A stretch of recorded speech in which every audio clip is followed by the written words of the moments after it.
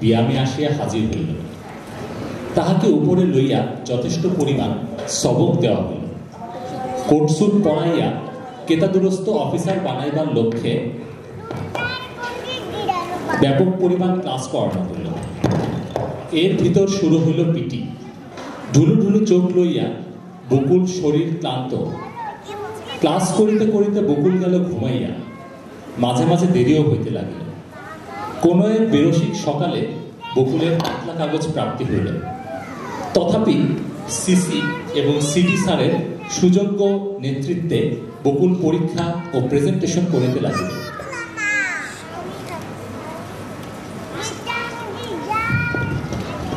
Sir, আজকে তো আপনাদের মডিউল 9 এর এক্সাম আছে। সবাই দোকানপাট বন্ধ করেন, নামান, সব নামান, তাড়াতাড়ি দোকানপাট সব ক্লোজ করেন, এখন পরীক্ষা শুরু হবে। আরে স্যার, আপনি আমার মোবাইল নিয়ে কি করতেছেন?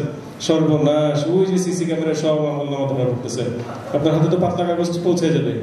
এভাবে পরীক্ষা দিলে তো সর্বনাশ হয়ে যাবে।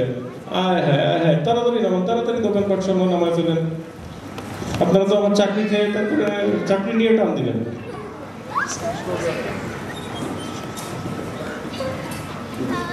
ঠিক আছে, আমরা এখানেই শেষ করছি। প্রেজেন্টারকে ধন্যবাদ। প্রেজেন্টেশন অনেক সুন্দর হয়েছে, তবে রিকমেন্ডেশনসগুলো আর একটু এলাবোরেট হলে ভালো হতো। যাই হোক, তিনি চেষ্টা করেছেন, তার চেষ্টার জন্য তাকে ধন্যবাদ। রোল 18 কার? আপনি একটি প্রশ্ন করুন। এরই ভিতর বিভিন্ন কমিটি ও বিশেষ কিছু বন্ধুদের সাথে ব্যস্ততার জন্য বকুল হেনার ফোন ধরতে পারে না। এদিকে হেনার বাবা তার বিয়ে ঠিক করে ফেলেন। ফুপু জোরপূর্বক হেনাকে ঢাকায় লইবার উদ্দেশ্যে বাসের জন্য রওনা হন।